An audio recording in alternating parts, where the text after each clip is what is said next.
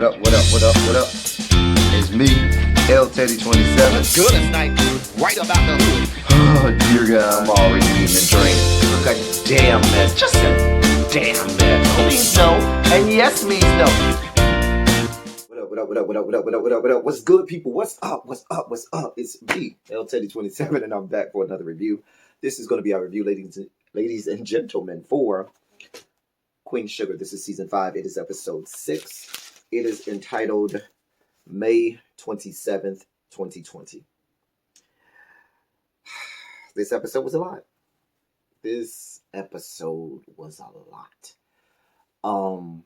And what's so ironic is normally, you all know, you all have seen me in the past. I will take copious notes. I have watched an episode of Queen Sugar and have 20 pages worth of notes. I have like 4 pages of notes. I knew exactly what I wanted to say. I knew exactly what was on my mind, and I didn't feel the need to feverishly, jot it down, because it was so easy for me to encapsulate my feelings or just my commentary on it. This was more than just an episode. It was a conversation. I really felt like this was a conversation or a conversation piece, and we were invited in on the conversation. So yeah, let's get down to it. Before I start to break down, what happened, review what happened, or recap what happened, and give my commentary, I want to add this part to it. I hate to become biblical and go all theologian on you, but you'll see where I'm going with this. I remember as a child, we would go to church, and sometimes they would make you quote Bible verses or whatever. And me and some of my relatives, our big thing was we would always quote the shortest Bible verse in the Bible. 2 words: Jesus wept. It was just this thing. We just wanted to just be able to just get it over with, and we got credit for it, and that was it. They couldn't take credit from us because it was an actual Bible verse. Anyway, as a child, it was just something. It was just 2 words. It was the shortest one. It was quick and easy. As I became an adult, I got older, and I studied up on it, and I realized all that it was. It is, in just 2 words, is one of the most powerful scriptures that there is. It encapsulates so much just into 2 words. Jesus wept. If you're not familiar with the story, it's the story of Lazarus. Lazarus had died, and what happened was when Jesus came, I believe it was either Mary or Martha. They told Jesus, "Hey, had you come and you've been here, he wouldn't have died, and we wouldn't be going through all of this." And Lazarus was Jesus's friend, and Jesus, understanding the reality of the situation and understanding the gravity and brevity of the entirety of this situation, and being overwhelmed with emotion, he sat there and literally uttered and emoted what is such a common human emotion of weeping. And we think of Jesus Christ as being the embodiment of perfection and the embodiment of the deity in human-like form. And I'm becoming this whole theologian now. But my point is this: even if Jesus is supposed to be the incarnation of our deity and God and so forth, and even he, in a moment, because of the nature of a situation, could sit and just weep, it explains how powerful that emotion is, how important it is, and how sometimes you just have to take a moment to just sit down and just weep and get it out and allow yourself to really embrace and wrap your hands around this raw emotion. And I think it so much goes into it, not just the weeping moment, but understanding that even though you might weep and you sit there and you emote, understanding that after you're done, you wipe up all your tears and you finish weeping, because you got to go through that process. There is something that comes afterward. And what separates people is what they do after the emoting and after the weeping and after the last teardrop has fallen. What do you do after that? How do you move forward? How do you do what you can? Because if I'm not mistaken, and I'm sure the biblical scholars will correct me, I believe that's the only time I can remember biblically them writing. I'm not saying he didn't, but them writing in the Bible that he wept. And if it is, in all actuality, the only time he wept, that means that there was some change that happened in him that made him say, I don't want to go through that again, or I don't want to get to that point again. And so I think that that is where we sometimes, as individuals, have to be. We sometimes have to say, you know what? This was a moment. It was a horrific moment. It was a moment that caused me to weep. But after the weeping, then what do I do? How do I move forward? How do I get to a point where I don't have to be in this state or be in this place again? And I brought that up because there were examples of a moment where someone would sit there. To me, there's a difference between somebody crying and shedding a tear, excuse me, not tear, but tear, and then someone weeping. And we saw these moments throughout the episode where one of the characters on the show would sit there and just weep, and the cinematography and the way they wrote it was so well written, because each time that happened, it wasn't a lot going on. They allowed the person to just sit there and weep and get it all out. And so, and then each one of those individuals then set themselves on a path after that, after the weeping and after they had that moment to get it all out and just emote. Where do they go from there? And I think that ends up being a seminal moment for that character and a turning point where we will see something changes in what in their trajectory, or how they move, or how they handle themselves.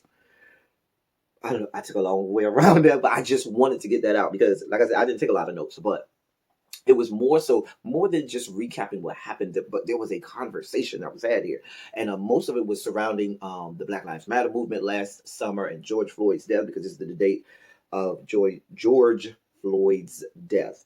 Um, yeah. So we start off with Ralph Angel carrying Darla out of the house into the truck. They drive off. They're happy. They're going on their honeymoon. They got the little "just married" on the back with the little cans attached or tethered to the back of the truck and all of that stuff. They're kissing. They're all happy. They're going on their honeymoon. But then we see Charlie and Micah at home, and they're getting alerts on their phone about the news story of George Floyd's death. And they both kind of simultaneously turn on the news, and as we all did, sit there and you witness someone's life ending. Um, yeah, it was a lot. Um, Mike is very emotional, and this is our first instance where we see someone weeping. Micah was very emotional, um, and he began to reminisce. If you remember, I believe it was season two. Don't quote me on that. It was either season one or two. I believe it was season two when Michael was arrested and so forth. He had his own run-in with law enforcement and so forth. Um, we see Vi and Mr. Prosper. They're talking about it, and Vi goes into the living room, and Hollywood is entranced in this rage-like trance state where he can't peel his eyes off of it, and Vi kind of doesn't know what to do, and she just goes back into the other room because it's like he's in this entranced rage state and he can't pry his eyes off of it. So Vi kind of like goes back in the other room. Then we see Nova. Nova's at home and she's praying and meditating. She has her incense and everything, and she starts praying. And then she has this moment where she begins to call out the names, name after name after name after name. So many, too many names. Names that even myself, there were a couple, I knew most of them, but there was like one or two that I was not familiar with, and I didn't consider myself familiar with most of this stuff. But there was one or two that I wasn't even familiar with, and I'm so glad because I have to go back and I want to go back and research those individuals.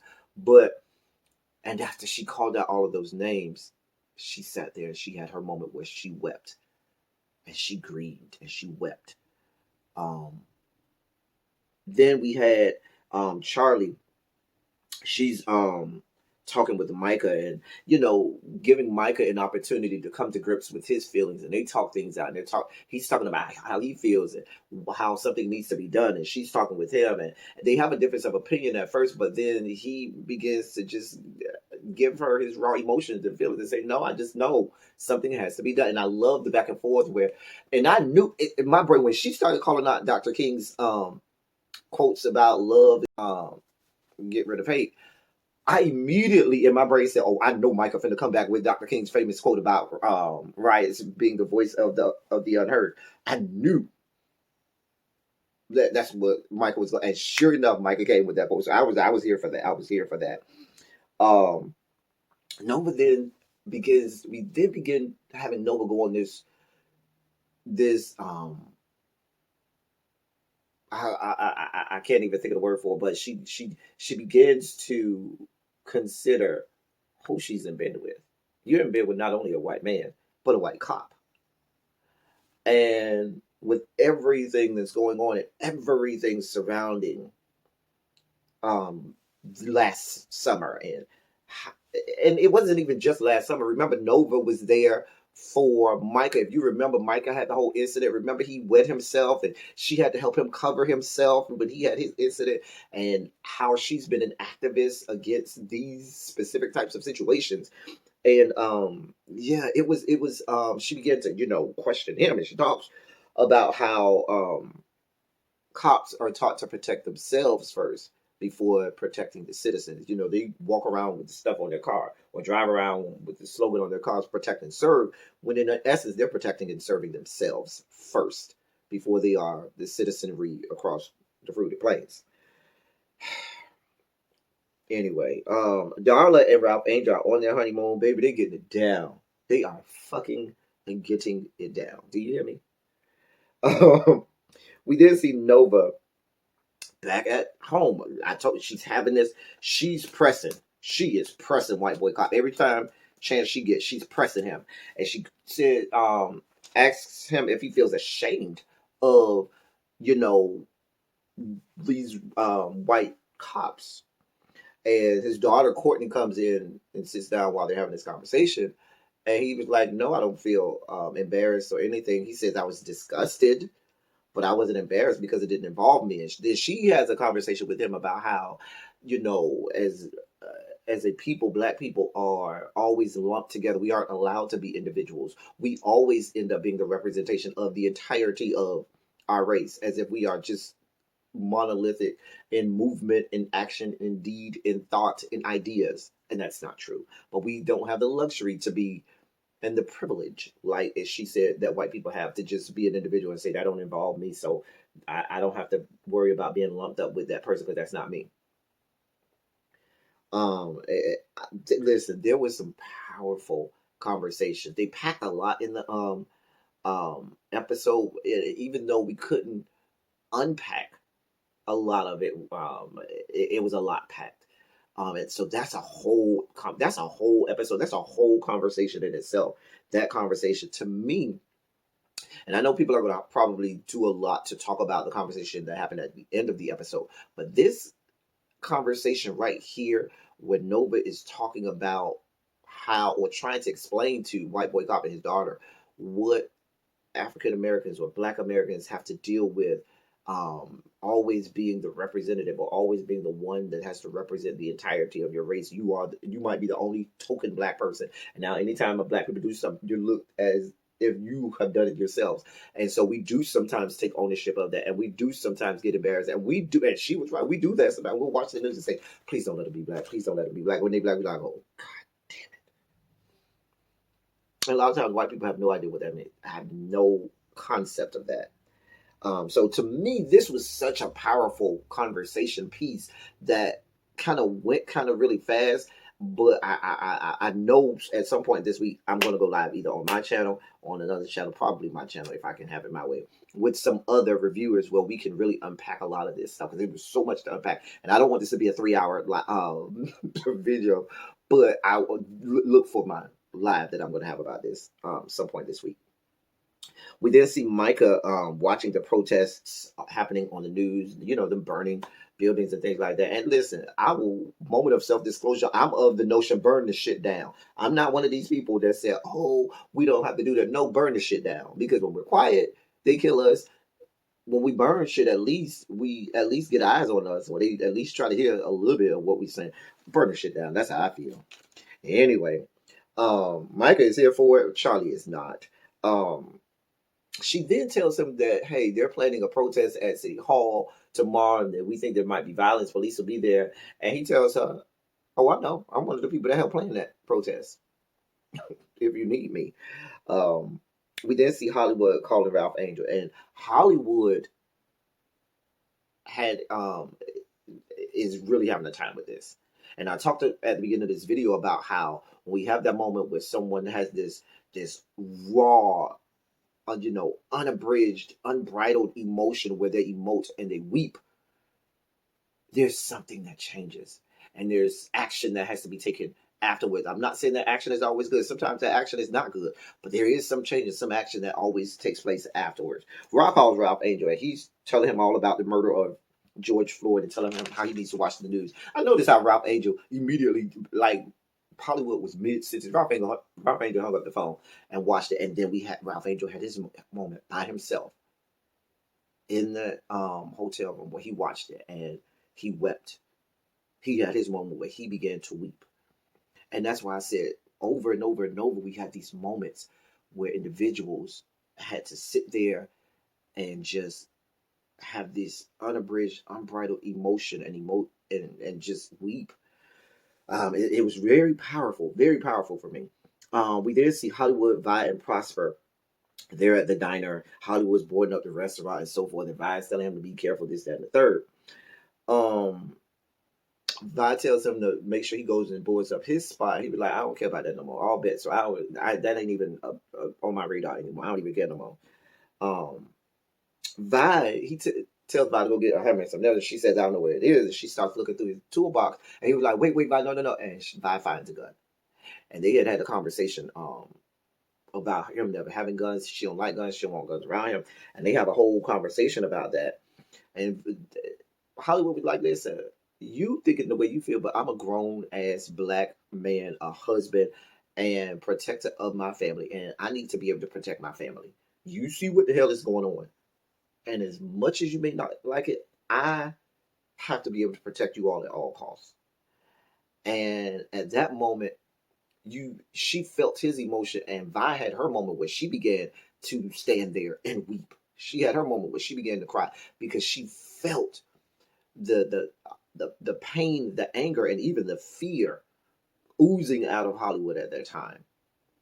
And she could do nothing but stand there and weep because she had been so adamant about and vehement about her detest for guns, but understood the importance of it at this moment. So she had to sit there and she had to weep. Anyway, I'm telling you, every time, like, this wasn't just crying for me on this episode. We had people weeping, and it was powerful for me. Nova, White Boy Cop, and Courtney are having dinner. And I said to myself, because Nova was watching the news and she was watching all of these protests. And I know protests were going on down there in New Orleans because Nova lives in New Orleans, from what I understand, not in St. Joe. So I was thinking to myself, why isn't, like, I would expect Nova to be out there protesting. This is her life's work. This is what she's been doing since the inception of this series. Why was she not out there? That's what my brain immediately went to. But she has this conversation. And she asks White Boy Cop about the time when he watched some of his fellow police officers beat and beat a black child. And he witnessed police brutality by his own fellow officers. And he talked about this term called down payment, and I'd never heard this term. This is news to me. And when he described what it meant, it made me sick to my stomach. It was very sobering, very sobering. And down payment, he said, was a term that they used, which meant basically you beat or you hurt a young black child when they're young so that they know what to expect when they get old. And that's called a down payment. And that was right now I'm getting sick to my stomach. I'm having to swallow. It was sobering. Let me drink me some water because that was a sobering conversation. I was sick to my stomach listening to it. Mm, so sick to my stomach. Mm. Anyway, I just remember vividly being sick to my stomach. And then we see Charlie and Micah there. Micah's got on his t-shirt, getting ready to go protest, and Charlie stops him, and Micah thinks Charlie's going to try and stop him from going. Charlie's like, "No, can I get a shirt too?" Because she's going to go protest with him, and that was I liked seeing that. We then see Ralph Angel and Darla still at the hotel, and Ralph Angel and Darla wants to go home to be with her child. She asked Ralph Angel, "Hey, how's Blue?" He was the same as when I talked to him, and Darla's like, "Listen, I just want to go home and hold my child and know that my child is safe." Ralph Angel was like, "We can't just let this wait for a couple more days and just have our honeymoon." Darla's like, "By no stretch of the imagination, am I gonna be okay until I see my child?" And so they agreed to go home. Ralph Angel and Darla, we then see them at a gas station. There's this racist man. She has on a shirt that said "Black Moms Matter," and there's this racist white guy there who's, being a dick, being a jerk. What I loved about it is in a lot of situations, in times past, sometimes you see them back down, the black man back down. But if you remember, if you go back, remember there was a story of Ernest, Ralph Angel and Nova's dad and Charlie's dad, when there was this racist guy that did, I don't remember it specifically because it was a couple of seasons ago, but she told the story about this guy had apparently did something. I think Mr. Prosper told the story that the guy had said something or said he was going to do something to Nova, and how his dad did not back down. His dad went and handled the situation, and I think, remember, he killed him. I think they say he buried him out on the land or whatever. And so and so Ralph Angel, channeling his own father, he didn't kill the man, but he did not back down. He told him, "You might want to go ahead and drive the fuck off, cause I ain't one of these weak motherfuckers that you think you finna just, talk. Nah, we ain't doing this. You get all of this smoke. You don't want none of it." So I was here for that. Um, like when he told him, "Your kind is on his last days." Okay. We then see Charlie, Micah, and Nova. They're out protesting and so forth, which was good to see. Hollywood is in bed next talking to Vi, and Hollywood is describing what it was like for him watching the murder of George Floyd and hearing him call out to his mother who's deceased. And we know he just lost his mom. And so I'm sure he was, I mean, just, he got, I mean, there were so many emotions going on, but he got his moment then when he just laid on Vi's lap and he began to weep. He began to weep. And then the last scene we see is Ralph Angel and Darla talking to Blue. And they start off telling him about what Black Lives Matter means, and Darla says, "No, no, no." And Ralph Angel was like, "Yes, it's time." And they have the talk with Blue and what it means to be black. And they didn't have the complete talk, the talk where you got to tell them, put your hands out the car, how to talk, all of that. But they did have the initial talk where they tell him what it means to be black in America and how that means that how they're not all good people like that. Because Blue was like, "My teacher says that there's no such thing as bad people." And they were like, "Yeah, it is." And so they have this conversation with the talk. They have the talk with Blue, and I see this as part of that changing that happened in Ralph Angel after he had his moment where he wept. You see it in Nova and how she seems to be moving now. Vi and her acceptance of Hollywood having this gun.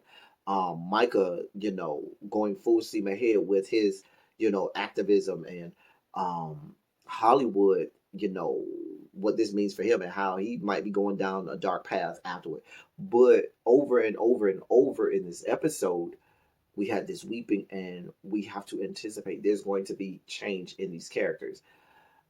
In this last scene, though, the most beautiful thing, sobering but beautiful thing, is they had a scene, and even though Darla was there, they had her out of the frame, and it was just Ralph Angel and Blue face to face having the talk, having this conversation. And I talked to you all about how I love the conversations that we get on Queen Sugar between the black men on this show. And we had this powerful moment with a black father and his son having that talk, having him look directly at his son. And even at that moment, Blue even had his moment where Blue wept. He began to weep. And it was so powerful and so, captivating to watch this father indoctrinate his son with words and lessons that Black fathers have had to teach their sons, unfortunately, over and over, and generation after generation after generation and after generation. And it's unfortunate, it's sobering, but yet still so powerful. Yeah, it was great. It went on from there. I haven't even scratched the surface about everything that I felt about this episode, everything that it involved, all of the motifs and all of the conversations that will spark from this. There's definitely going to be a live either on my channel, hopefully, or other channels that I'll be involved with other reviewers, because it was a powerful episode, and I foresee more powerful episodes to come. Y'all, let's get in the comment section and do what we do. And I'm not gonna say good this week, but let's have the conversation. You might not see it like I saw it, or maybe you have more commentary to add to it. Let's continue the conversation in the comment section. That's all I got for y'all this week. Until next week, thank y'all for coming. Y'all drive safely. I'm out.